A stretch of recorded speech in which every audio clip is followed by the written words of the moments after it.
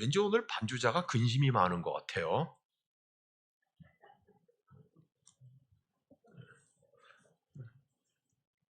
걱정하지 마세요. 제가 나중에 예배 마치고 다 풀어줄 거니까. 성경을 빨리 읽어서 많이 읽을 수도 있어야 될 것이고, 한 단어, 한 글자에 3일을 머물러 있으면서 곰탕을 끓이는 것처럼 그렇게 보기도 해야 될 것이고, 그럴 것입니다.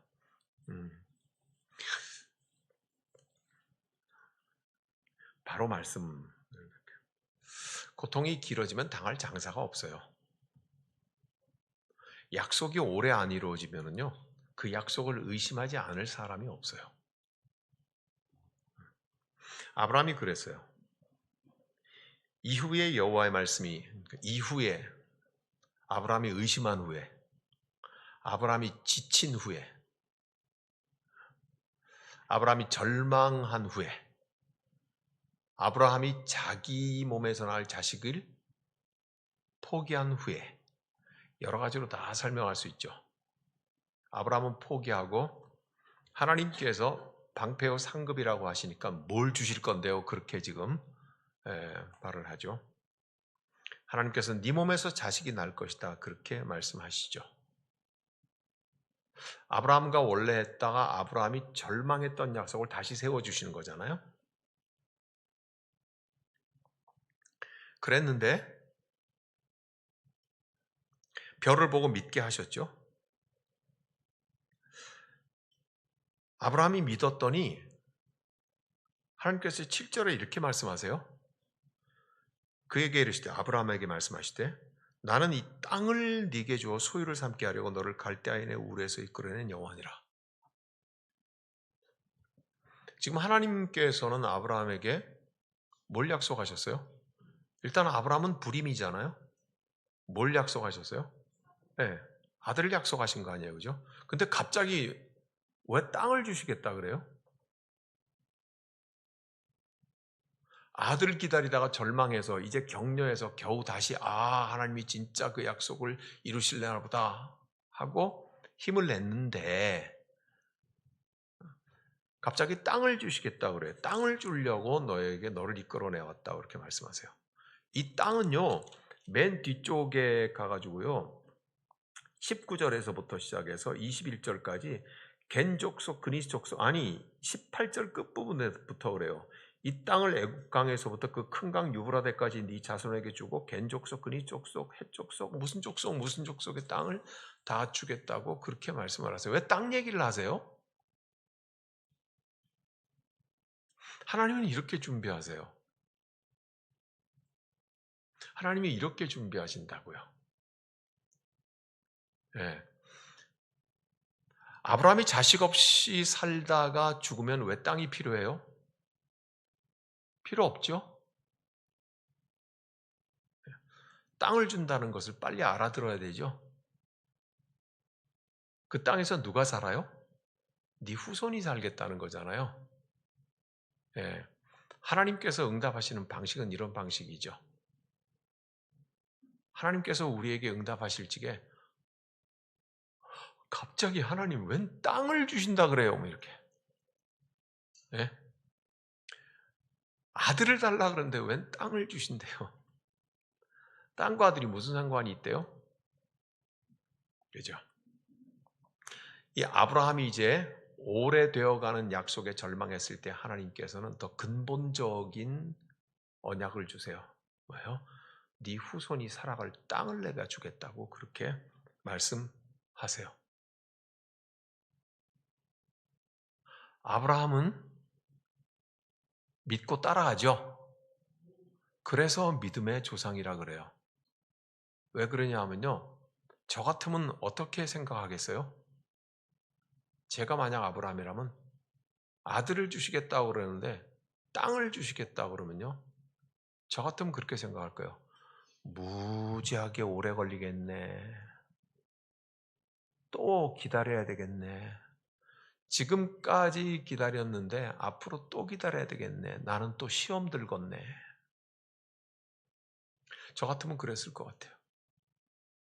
아니에요? 아닐 것 같죠? 우리는 무수히 이런 엎치락 뒤치락을 하면서 살아요. 예, 저 같으면 그랬을 거예요. 또 기다려요. 땅, 지금까지 기다렸는데 그럴 것 같잖아요, 그죠? 그러니까 아브라함은요, 이 하나님의 약속을 받아들여요. 그래서 그가 믿음의 조상이에요. 예, 그래서 저는 볼품없는 사람이고요. 여러분은 어느 쪽을 선택할 거예요?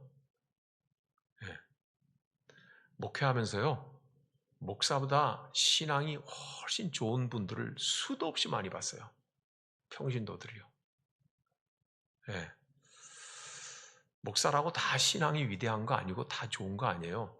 여러분들 중에도 거의 대부분의 많은 분들이요, 저보다 훨씬 더 믿음 좋은 분들을 저는 많이 봐요. 그게 저에게 격려와 위로예요. 예. 여러분들은 아브라함 쪽에 서세요. 저하고 비슷하려고 하지 마시고요. 저는 솔직하게 말하는 거예요. 우리 목사님이 갖다 또 갑자기 무슨 자기를 왜 이렇게 좀 의도적으로 낮추면서 자기는 못난 사람이라고 그러나 그러지 않은 것 같은데, 아니요. 그냥 솔직하게 제 있는 그대로를 말해요. 하나님 뭔 소리세요? 지금 십자수 공동체 교회 정말 중요한 건 땅인데요. 뭔 갑자기 아들을 주신다 그래요. 저는 그렇게 거꾸로 얘기할 사람이기도 해요. 네. 그런데 아브라함은 그걸 받아들여요. 그래서 믿음의 조상이에요. 중요한 건 무슨 말이냐면요, 저같이 그렇게 하나님의 약속을 받아들이면 늘 흔들린다는 거예요. 근데 아브라함처럼 받아들이면요, 흔들리지 않는다는 거예요. 믿음의 문제는 기다리는 데 있어요. 다만 다 알고 있는 얘기지만 어떻게 기다리느냐 하는 데 있어요. 믿음의 문제는. 호들갑 오도방정을 떨면서 기다리든지, 아니면 믿었다 안 믿었다 믿었다 안 믿었다 하면서 기다리든지,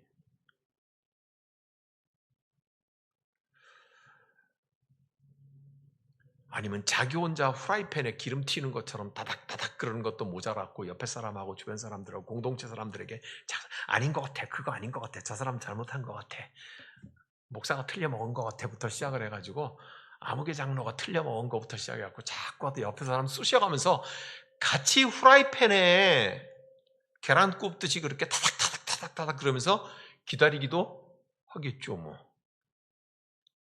근데요, 강아지는 짖어도 기차는 간다 생각하고, 나는 주님하고 한 약속 말고는 어떤 것도 나는 귀담아 듣지 않어. 태산과 같이 딱 서서 듣긴 다 들어줘. 보기도 다 봐주고. 같이 말해. 그 말하면 그래? 그럴 수도 있지. 그래. 힘들겠구만. 용기를 내. 아이고 참나 마음이 아프네. 다 그래. 그렇지만 속은 뭐요? 태산이야. 태산 같은 믿음으로. 네. 똑같은 태산인데요, 우리 한자 고사성어 중에 태산명동 서일필이라는 말이 있어요. 아시겠죠? 태산명동 서일필. 쥐새끼 한 마리가 호다닥 움직이니까 태산이 화들짝 놀라가지고 막 버들버들 난리가 난 것, 그런 야단법석, 그걸 태산명동 서일필이라고 그래요. 서는 쥐서자거든요. 네. 평상시엔 태산 같은데요, 쥐새끼 한 마리만 움직여도요, 거기에 마음이 확 노예처럼 끌려다니고 막 휩쓸려 다니고, 그냥 태산만 되세요. 네? 쥐 한 마리에 놀라고 하려고 하지 말고. 아브라함은요, 이 말씀을 받아들였어요. 아들이 아니라 땅을 주신다는데 그걸 받아들였어. 이게 영성이죠. 네, 이게 영감이라는 거예요. 하나님께서 내 후손이 살 땅을 미리 준비하시는구나 하는 건 말이죠. 이 일이 굉장히 중요한 문제가 아닐 수가 없어요. 네, 그래서 믿음의 조상이에요. 믿음의 후손은요, 조상 닮는 거잖아요. 자식을 낳아보면 희한하게 내 유전인자가 거기에 그대로 다 박혀 있어요. 심지어 며칠 전에 이제 10개월 된 내 손녀의 사진을 찍어가지고 딱 보냈는데 내가 그 사진을 보고 뭐라 했는데, 야, 이건 네 애기 때하고 똑같다. 판박이다. DNA를 못 속이겠다. 예. 그 우리 부부가 보면서, 야, 지혜비 애기 때하고 어쩌면 이렇게 갖다가 판박이냐. 왜 그래요? 예. 후손이니까요. 조상이니까요. 아브라함이 믿음의 조상이면요, 믿음의 후손은 아브라함을 닮아요. 예. 목사는 결코 믿음의 조상이 아니에요. 아시겠죠? 성경에 본으로 나와 있는 그게 믿음의 조상이에요. 네. 목사를 너무 닮으려고 하지도 말고요. 목사를 너무 미워하려고도 하지 말고요. 목사하고 너무 가까우려고도 하지 말고요. 목사하고 너무 멀게 하려고도 하지 말고요. 네. 성경의 사람하고는요, 그냥 찰떡궁합이 되세요. 네. 아브라함이 여러분이고 여러분이 아브라함이 되듯이 그렇게 찰떡궁합이 되세요. 그래야 여러분이 믿음의 후손이 돼요. 자, 이제 의미가 뭔지 알았어요. 그죠? 아들을 기다리고 있는데 땅을 준다고 하는 것은 무슨 뜻이다? 그 후손이 살 거처를, 근본을 하나님은 마련하신다. 그러므로 믿음은 기다리는 데 있다. 다 알지만 어떤 방식으로 기다리는가 하는 것이 믿음의 품질과 수준을 좌우한다. 믿어집니까?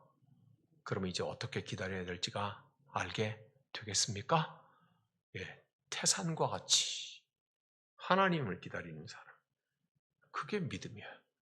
쥐 한 마리가 날뛴다고 태산이 갑자기 종이잔처럼 얇아지는 거, 그건 믿음이 좀 거시기한 것이다. 예, 아브라함처럼 그렇게 기다리는 거예요. 그런데 우리는 왜 이렇게 호들갑을 떨면서 기다릴까요?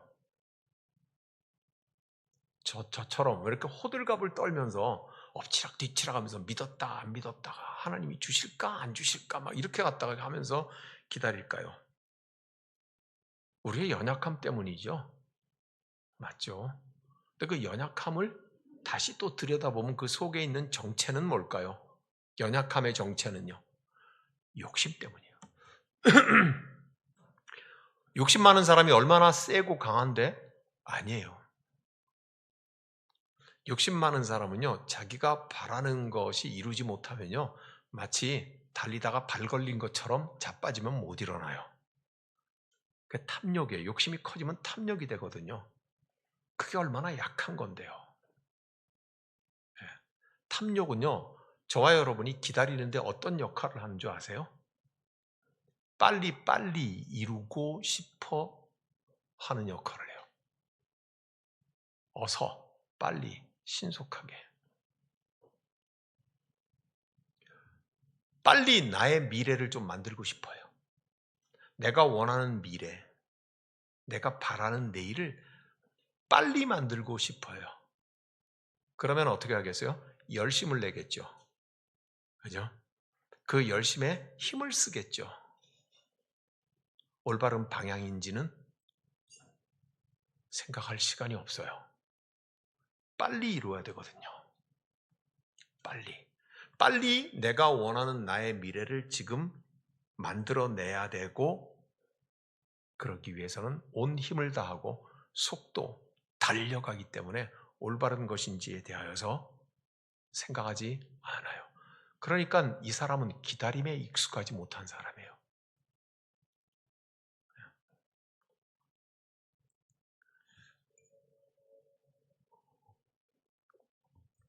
저는 가끔씩 생각나요. 이상하게 그 영화 본 지가 너무 오래되는데도 제 일생 동안 드문드문 생각나는 게 영화 레이더스라는 영화가 있어요.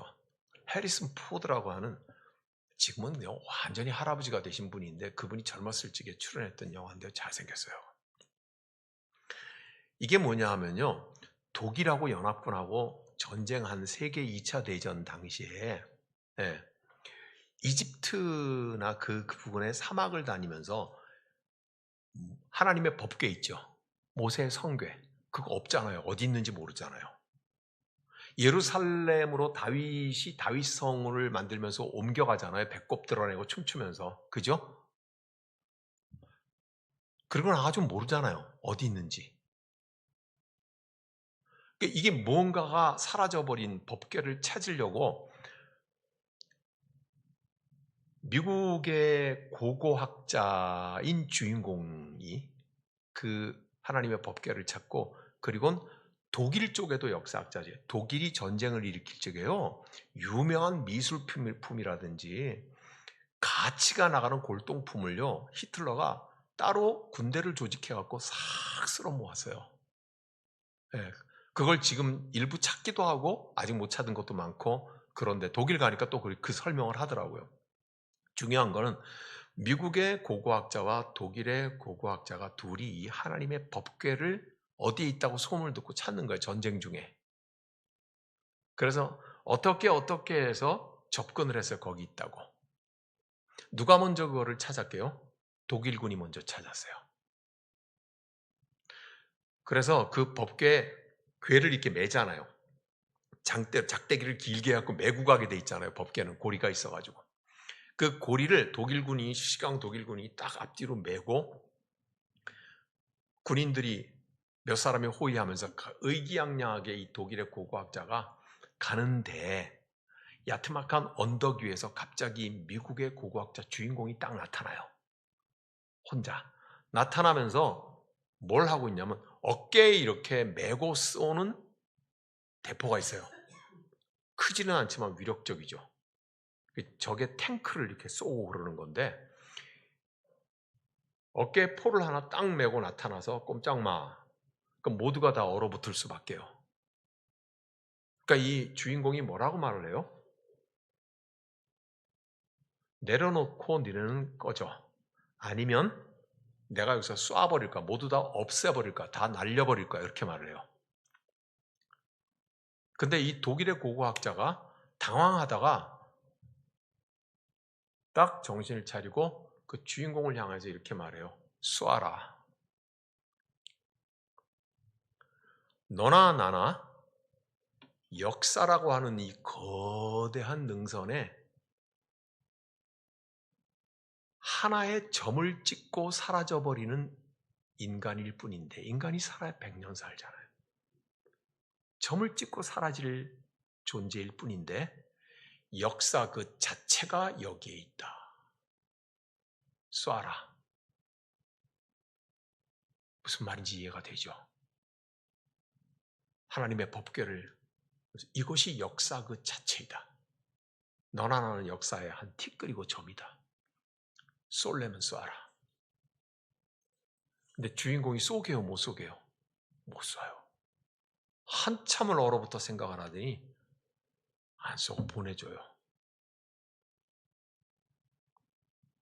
사랑하는 여러분, 내 눈에 흙이 들어가기 전에는 안 된다, 된다가 우리의 모진 결심을 표시해주는 말이지만, 그 말은 사실 하나님 앞에서 악일 수가 있어요. 그러지 말아요. 그렇게까지 모질게 이악 물고 말하지 말고 결심하지 말아요. 네. 믿음은 기다리는 거거든요. 많이 기다리는 거고요. 흔들릴 때도 기다리는 거고요. 화가 날 때도 기다리는 거고요. 누가 나를 욕할 때도 기다리는 거고요. 등신 소리 들으면서도 기다리는 거예요. 예수가 그걸 보여줬잖아요. 예수님이 그걸 보여줬잖아요. 그죠? 빨리 나의 미래를 만들려고 하지 말아요. 다 때려치우고 다 필요 없어. 믿음이고 뭐고 신앙이고 뭐고 다 필요 없어. 나는 내가 원하는 것만 움켜쥐고 말 거야 하고, 내가 원하는 미래를 빨리 만들려고 애쓰는 욕심, 그것은 연약함이에요. 맞죠? 그래서 욕심은 약한 거라고요. 욕심이 과해지면요, 동시에 약한 것이 아니라 악해져요. 약한 것이 깊어지면 악해진다고요.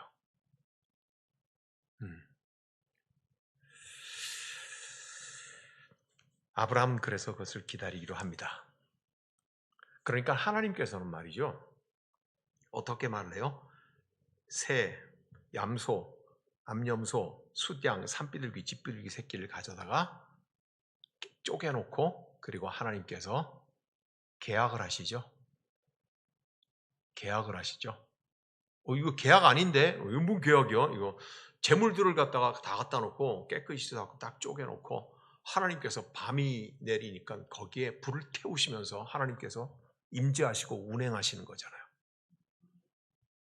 아브라함이 뭐 때문에 기다림이 힘들었어요? 말. 하나님이 했던 그 약속이 기다리기 힘들었어요.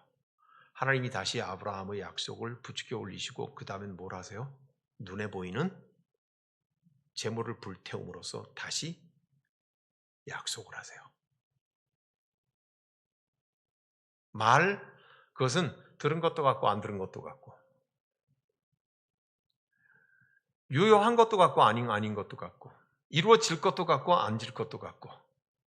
그래서 하나님께서는 아브라함에게 이번에는 뭘 하세요? 불태우면서 계약을 하세요.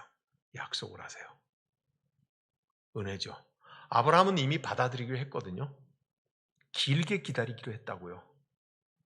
태산같이 기다리기로 했다고요. 그러면 하나님께서 됐다. 너는 네 믿음 훌륭하니까 이렇게 안 하시고요. 하나님께서는 상급처럼 태산같이 기다리기로 다시 작정한 아브라함에게 재물을 불태우시면서 눈에 보이는 계약, 약속을 다시 해주세요. 여러분 이게 저쪽에 뒤로 가서 민수기, 신명기, 출애굽기 저쪽 뒤로 가면 뭐가 돼요? 시내산에서 하나님께서 십계명을 돌판에 새기시죠. 하나님이 친히 쓰셨다고 그렇게 써 있잖아요.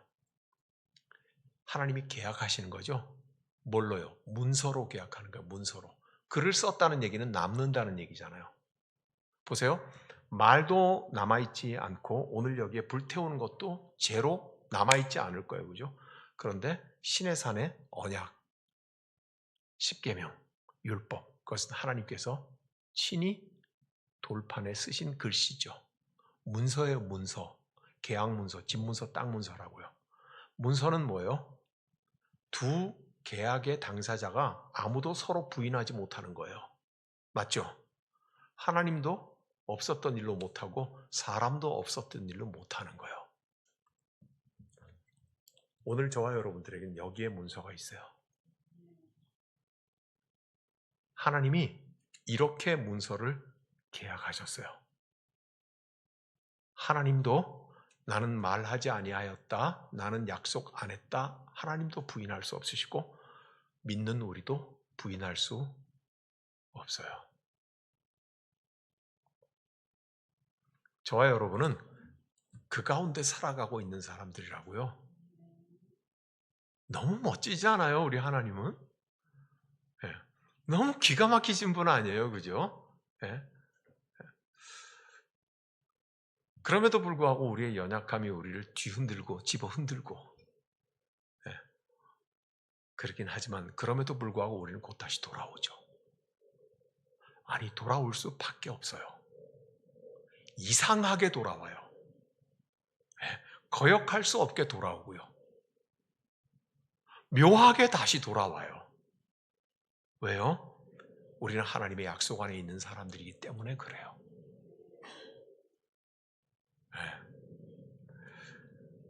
그렇게 하나님께서는 우리를 인도해 가시는 분입니다. 그래서 하나님께서는 아브라함에게 왜요? 전적으로 이것저것을 주시겠다고 약속하시잖아요. 그죠? 아브라함은 그것을 받아들인 거예요. 하나님은 우리에게 주시는 분이거든요. 이러보건대. 창세기 15장에서 하나님은 하나님의 자유로 마음껏 아브라함에게 주시는 분이에요. 그죠? 네. 아브라함은요. 창세기 15장에서 그 하나님이 주시는 것을 받는 자예요. 맞죠? 그러면 저와 여러분이 믿음의 후손이에요. 아브라함에게 하나님이 그러셨던 것처럼 하나님은 믿음의 후손인 저와 여러분들에게 주시는 분이에요. 어떻게 주세요? 하나님의 원함 없는 자유만큼 주세요. 그죠?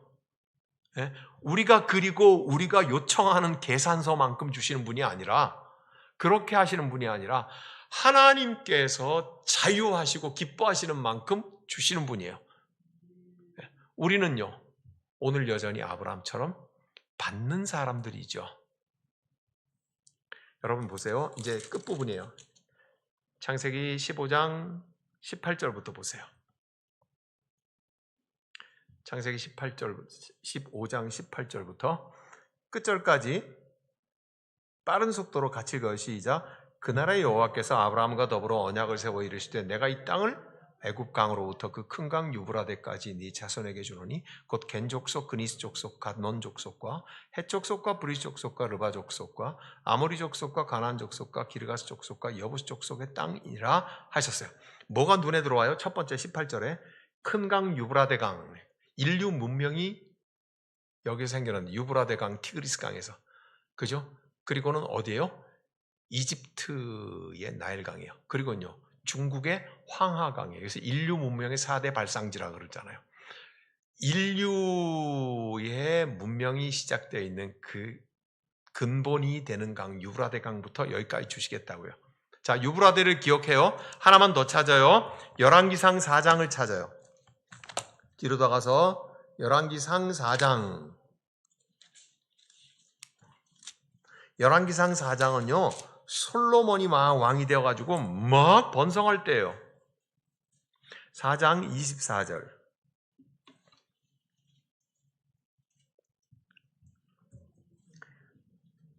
열왕기상 4장 24절. 찾으셨어요? 예, 그러면 24, 25절을 같이 읽어요. 시작. 솔로몬이 그 강 건너편을 딥사에서부터 가사까지와 모두 그 강 건너편 왕을 모두 다스림으로 그가 사방에 둘린 민족과 평화를 누렸으니 솔로몬이 사는 동안에 유다와 이스라엘이 단에서부터 브엘샤바 이르기까지 각기 포도나무 아래와 무화과나무에서 평안히 살았더라 했어요. 24절에 솔로몬이 그 강에서 강이 한번 나오죠. 다음 줄에 그 강 건너편의 왕 또 나오죠. 네? 강 앞에 뭐가 써 있어요? 2번이라는 숫자가 써 있잖아요. 그죠? 2번이라는 숫자를 밑에 따라가 보니까 뭐라고 써 있어요? 유브라데 강. 지금 무슨 말인지 모르는 거예요? 알고 계시는 거죠? 다시 할게요. 24절에 솔로몬이 그 강 건너편을 했는데 강이라고 써 있는데 그 앞에 2번 숫자가 써 있잖아요. 그죠? 계속 가서 딥사에서부터 가사까지 모두 그 강 건너편의 왕을 모두 다스림으로 한 그 앞에 강에도 다시 이자가 써 있잖아요. 그죠? 강이 2번 나와요. 그런데 그 강이 어떤 강이냐? 2번을 찾아서 맨 밑에를 가봐요. 뭐라고 돼 있어요? 유브라데 강이라고 돼 있죠. 솔로몬 왕 때 다윗이 정복해 놓고 솔로몬이 왕위가 되어서 좀 더 영토가 확장돼요. 최대 영토를 가지고 있는 거예요. 그때가 어디까지예요? 유브라데 강 이편 저편까지를 다스렸다고 했어요. 맞죠? 지금 봤던 열왕기상 4장 24절을 꼭 집어두고 다시 우리의 창세기 15장으로 돌아가세요.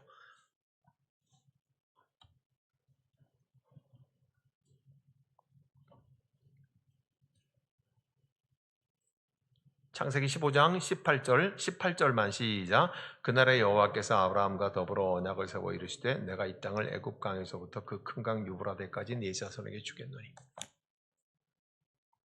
창세기 15장에서 하나님께서 아브라함에게 하신 하나님의 자유로 마음껏 주시겠다고 한 그 축복의 경계선은 솔로몬 왕 때 가서 그대로 이루어져요.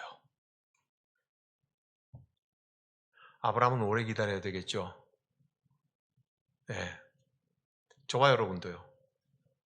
그게 믿음이죠. 여러분, 교회는 2000년 되었어요. 예수 그리스도께서 부활 승천하시고 2000년 되었다고요. 2000년 동안 예수 그리스도 다시 오실 것을 기다렸어요. 모든 믿음의 사람들이. 네. 이 조선 땅에 예수가 전해져서 처음 초창기 때 예수를 믿었던 내 증조 할아버지도 우리 주 예수 그리스도를 믿고 주님 재림하고 다시 오실 때를 기다렸어요. 그 아들인 우리 할아버지는 목사가 되어서 그렇게 기다렸어요. 그 아들인 우리 아버지도 우리 주 예수 그리스도를 기다렸어요. 그 아들의 아들의 아들인 저도 예수 그리스도를 영접하고 기다리고 있어요. 아마 내 아들도 그렇게 기다리겠죠? 지난 2000년 동안 믿음의 사람들이 그렇게 기다렸어요. 누구처럼요? 아브라함처럼요. 저와 여러분들은 성경 속에 있는 사람들이에요. 저와 여러분들은 성경과 동떨어진 사람, 떨어진 사람들이 아니에요. 이게 보이고 이게 만져지고 이게 믿어지고 이게 느껴질 그때예요. 말할 수 없이 행복해요. 말할 수 없이 든든해요. 내가 하나님의 은총 가운데 있구나. 내가 하나님께서 나를 울타리치고 계시는구나. 그래서 성경 말씀에 내가 새벽 날개를 치고 바다 끝까지 거할지라도, 이게 도망일 수도 있었잖아요. 그죠? 내가 새벽 날개를 치면서 아무도 안 보겠지, 바다 끝까지 도망갈지라도 주께서 거기에 계십니다. 그죠? 네. 우리는 어디에 살고 있어요? 성경 속에 살고 있어요. 그 말은 무슨 뜻이에요? 하나님 말씀 안에 살고 있다고요. 우리는 아브라함과 약속했던 그 하나님과의 약속 속에 살고 있고요. 예. 그래서 우리는 믿는 사람들이에요. 부디 안 믿는 사람들처럼 그렇게 생각하지 말고, 그렇게 헷갈리지 말고. 예. 우리도 실수할 수 있고, 우리도 실패할 수 있고, 우리도 잠시 잘못할 수는 있지만, 그러나 우리는 성경 속의 사람들이에요. 하나님의 말씀 속에 있는 사람들이에요. 믿습니까? 창세기 15장은 아브라함이 하나님의 언약과 약속 속에 꽉 붙잡혀 있는 사람이라는, 하나님이 울타리로 꽉 든든하게 보호하고 있는 사람이라는 것을 재물을 불태우는 시청각 교육을 통해서 보여주고 있는 거예요. 그건요, 성경 속을 살아가고 있는 믿음의 후손인 저와 여러분들에게도 똑같이 동일하다는 걸 보여주고 있는 것이죠. 자, 이제 우리가 함께 기도합니다. 감사합시다. 하나님, 우리를